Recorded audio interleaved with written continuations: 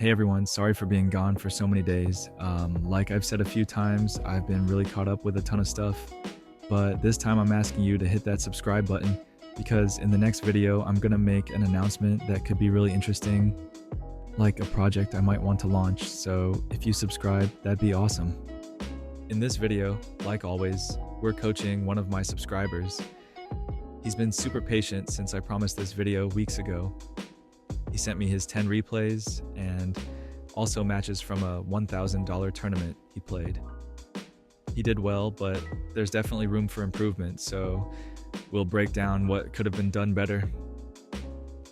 This is the Vayu Turbo deck list that he played in the $1,000 tournament. The list is pretty standard, but it has a few differences from the most commonly played lists. For example, he's only running 2 Rico and 1 Hamster. I haven't played in a while, but from what I've seen, some players are starting to cut a Raiko. Personally, I think reducing starting cards can sometimes backfire, even if the deck balances it out with faster cards like the single Cyber Dragon. He's also running just 1 Caius. Most lists run 2, but I think it's fine. Caius doesn't always need to be played in 2 copies. Another thing I noticed is that he's playing only 1 DDV and no main deck Oppression, keeping those in the side. I usually like having Oppression in the main because it's such a strong card, and having a powerful trap like DDV or Oppression in game 1 can really swing the match. Limiting it to just 1 might be a missed opportunity, but we'll see how it works out. Overall, the list looks solid, with some interesting choices that could pay off or create challenges. Let's jump into the matches and see how it performed.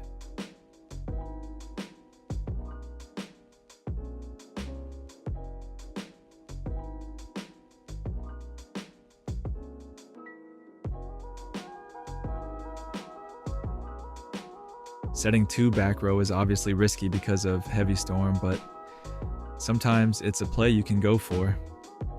Setting RFDD with a graveyard already set up and Greffer on the field can just win you the game. It's basically a 50-50. You either take the risk to win quickly, or you risk losing to a single card. So overall, it's a decision that makes sense.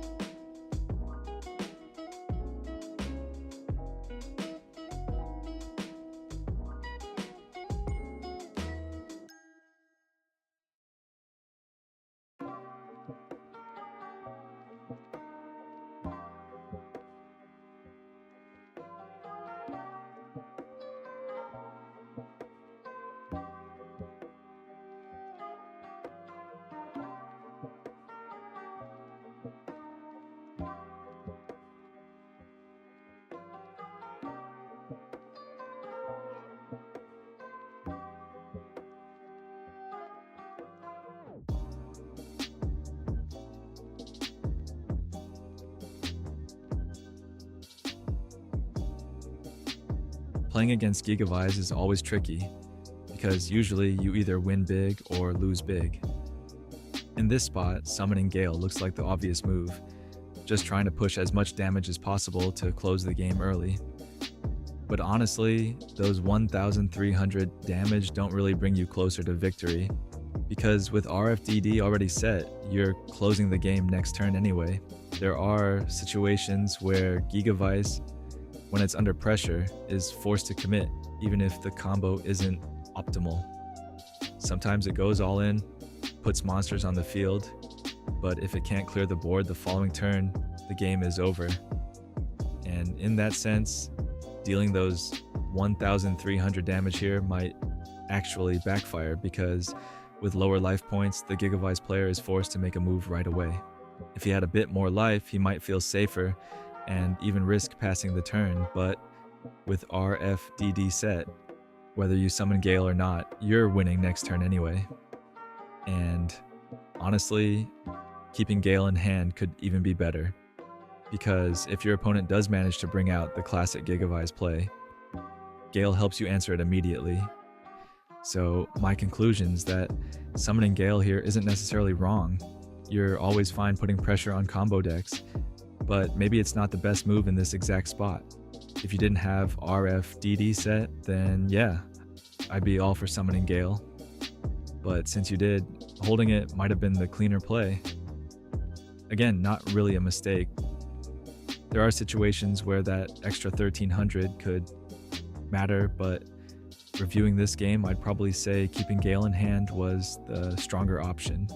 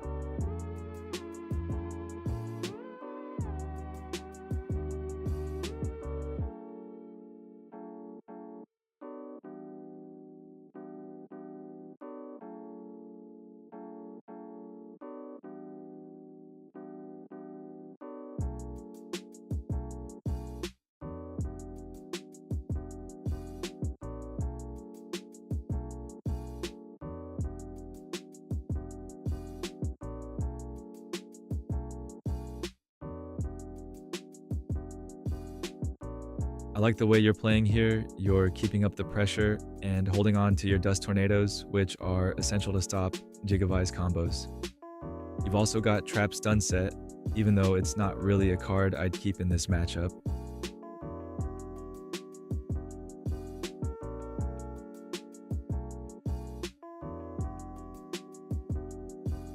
I think this was a mistake. Like I said earlier, Dust Tornado is essential in this matchup to stop Gigavise from comboing, because the moment you stop him, you basically win the game. Dust Tornado definitely has more value than Trap Stun here. And honestly, if you're keeping Trap Stun in this matchup, but you're not using it on Phoenix Wing Blast, then what are you really saving it for? In this situation, it's pretty clear your opponent wants to simplify the game to set up for his next play. You're completely all in on the board, and if you let Phoenix Wing Blast resolve, your draw is locked, and once your board gets cleared, you're almost automatically losing. So I'd say the right move here was to activate Trap Stun, and then on the following turn, rely on your 2 Dust Tornadoes to stop him. It's not a guaranteed win, but it definitely puts him in a much tougher spot.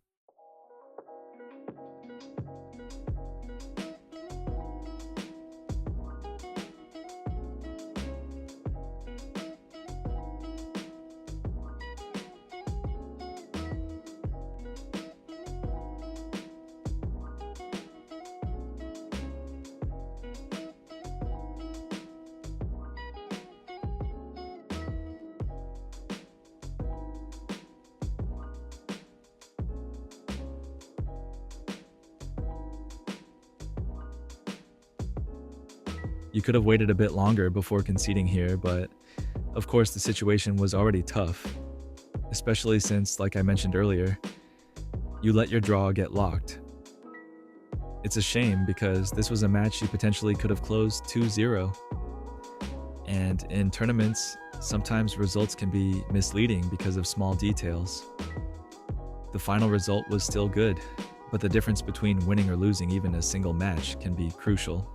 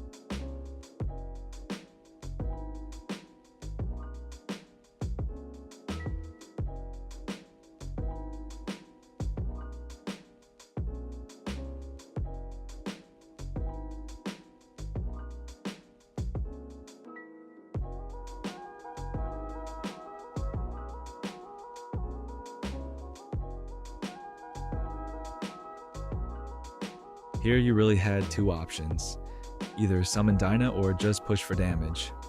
I would have made the same move you did.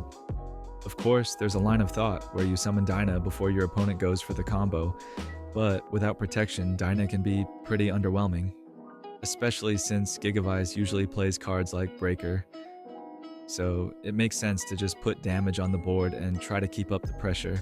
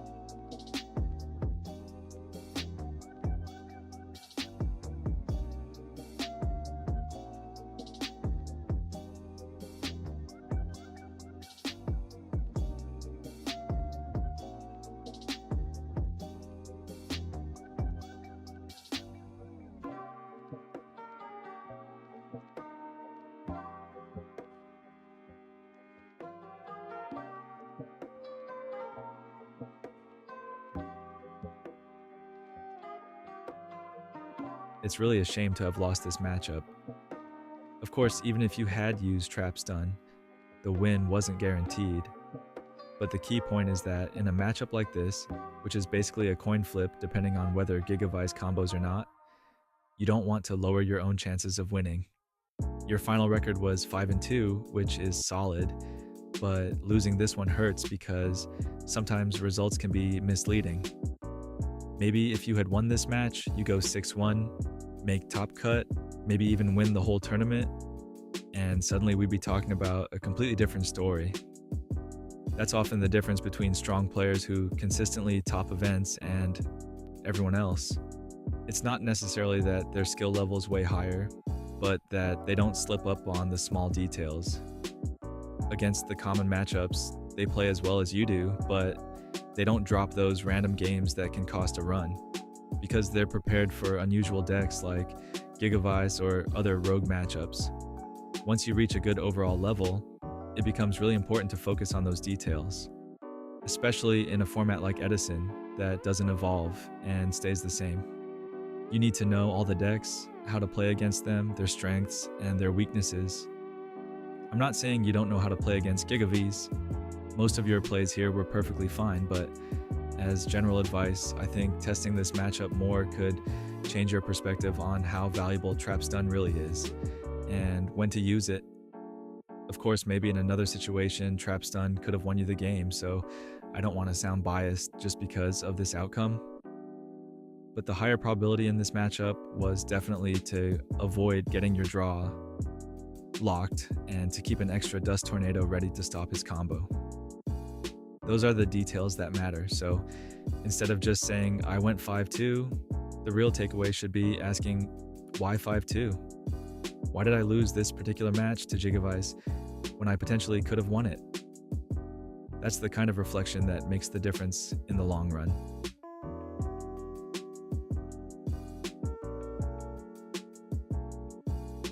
I'm not really a fan of this move here because starting with Armageddon or Greffer, sending Necro Gardna is definitely the safer line. Of course, it's not a mistake, since there are situations where even a turn 1 Lila can be annoying, so I get going with a play like this on instinct.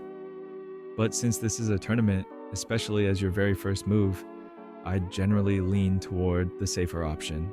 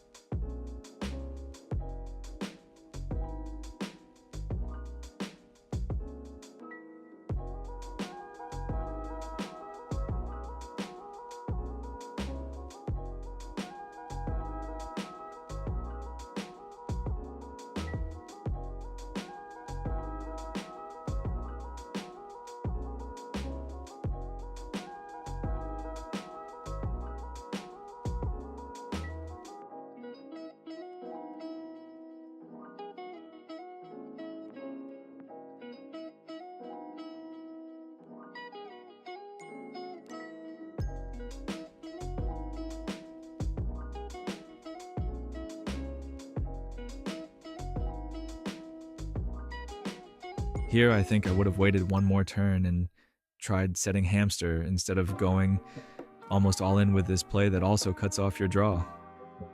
The thing is, if he flips the board here, you've basically lost on the spot. Your opponent wasn't really doing much. Last turn, he pretty much just passed without even attacking. Sure, he added malicious, but you could tell he didn't really have much. And since you also had bottomless set, I probably would have taken the risk and tried to resolve hamster. Because this play you're making now, you could have made it the turn before, but you didn't, and instead you even passed without summoning or setting. This was the last chance to set a monster, but you went all in. Again, it's not like it's a mistake.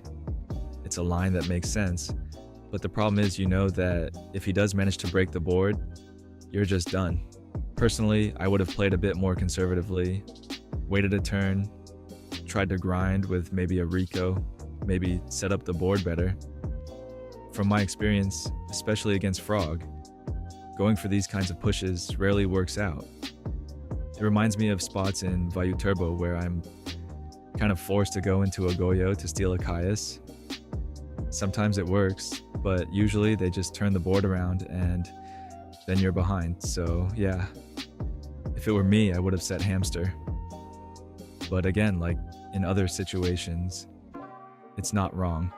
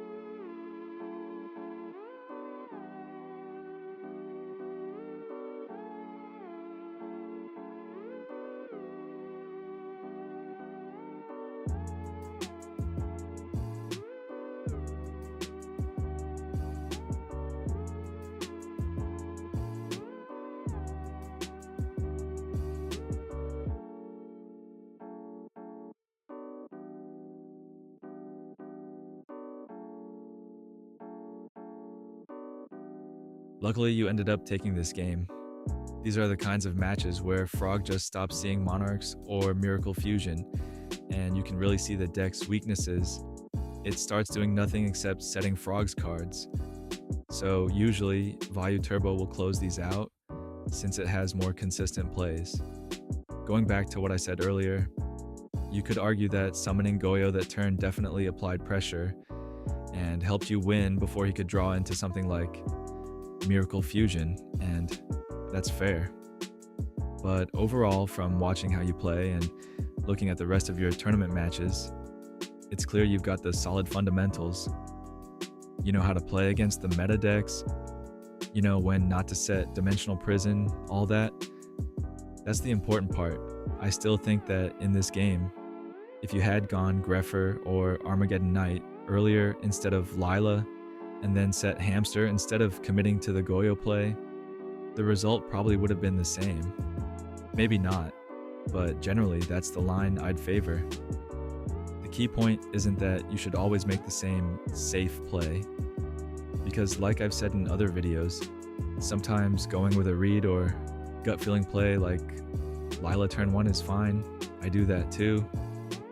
But in a tournament setting where the goal is to minimize unnecessary losses, it's usually better to stick with the play that has the highest probability of success. So yeah, the most important thing is that you won game 1 and you clearly know how to pilot the deck. It's just about finding the balance between trusting your reads and always recognizing when the optimal line is the safer one.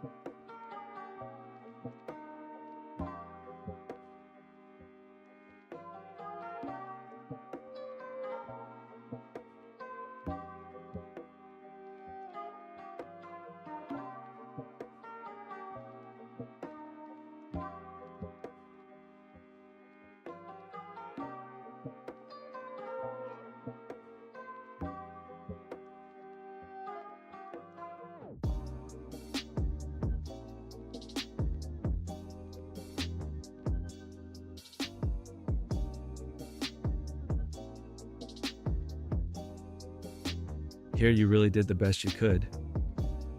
Maybe it's just hindsight bias from seeing it play out. But I think I would have also set burial since you were low on life and protecting that fossil dino was crucial. Of course, I say that because I saw the typhoon, so it's easy to think it could have mattered. If he had heavy storm, it would have been annoying either way. But in these situations, burial often doesn't do much. You could have chained it, sent Vayu to the grave, so maybe it was worth considering. In the end, though, the only card that really beat you there was Typhoon. As for the last play, I would have also flipped Rico hoping to mill Sirocco and close the game. That line definitely made sense. It just didn't work out this time, but honestly, I think you played this one perfectly.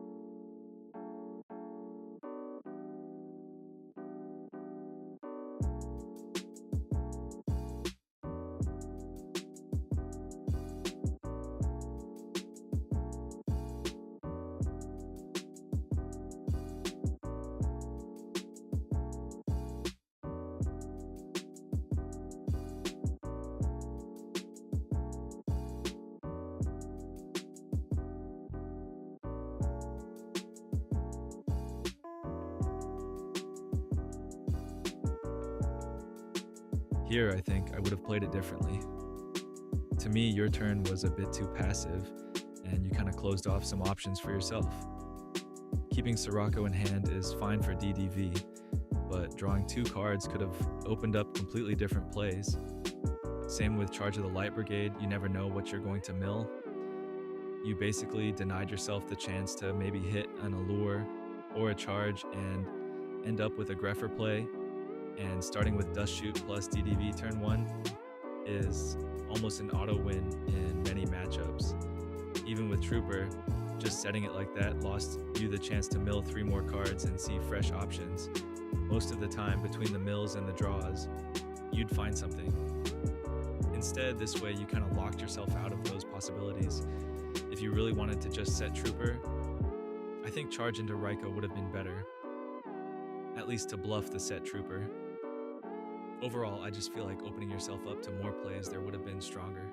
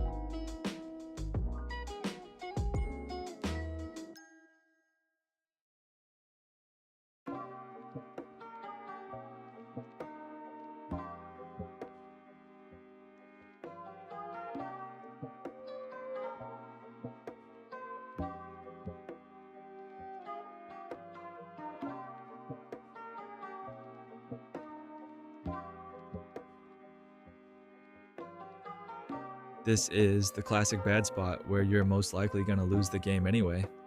In this situation, I would have just set Rico. It's basically your only hope to try and do something, like popping a dupe frog or the back row. Bluffing with Vayu doesn't really change anything here. It's not a move that makes much of a difference. Given how rough the situation is, I think it's better to go for the straightforward play that at least gives you the highest chance to gain some value back.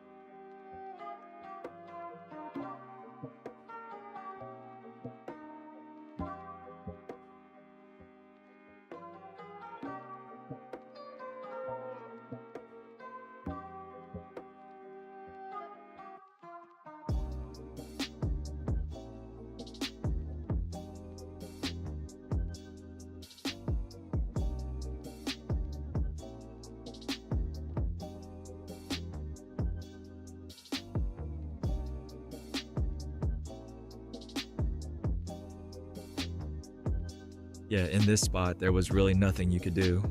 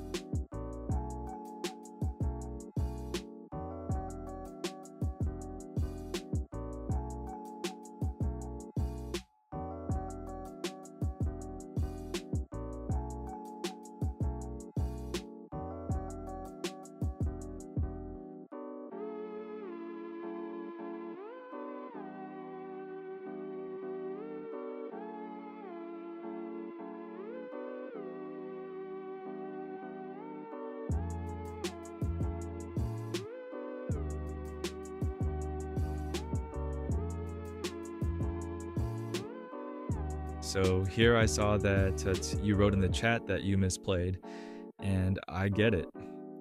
You might think I'm going to criticize this play, but I actually think, and I'll go a bit against the grain here, that I probably would have done the same. You had a really awkward hand, basically all normal summons plus scores, and when you're facing two dupe frogs, it's tough. You either play passively and wait, which some might say is the correct move, but then you risk getting hit by the classic Caius that completely blows you out. So yeah, it was a really rough spot, and I can understand your choice. It's definitely an all-in line. The odds of your opponent breaking your board are high. It only takes a small answer, and you're basically done. You even lock your own draw. But sometimes in these situations, especially against Frog, I also go all in like that. You take the minus to clear the dupe frogs and hope they don't have anything. And sometimes, maybe 1 out of 4 games, that line actually works and you steal the win. So I don't think it's fair to just call it a misplay. I get why you feel that way yourself, because I do the same. When I go all in past turn and my opponent has 5 to 6 cards in hand while I'm sitting on a dark end dragon, I instantly think, okay, I misplayed. But the reality is, you're just taking the risk of trying to win there instead of playing passively and almost certainly losing to whatever big play they drop next turn. Honestly, I probably would have played it the same way you did.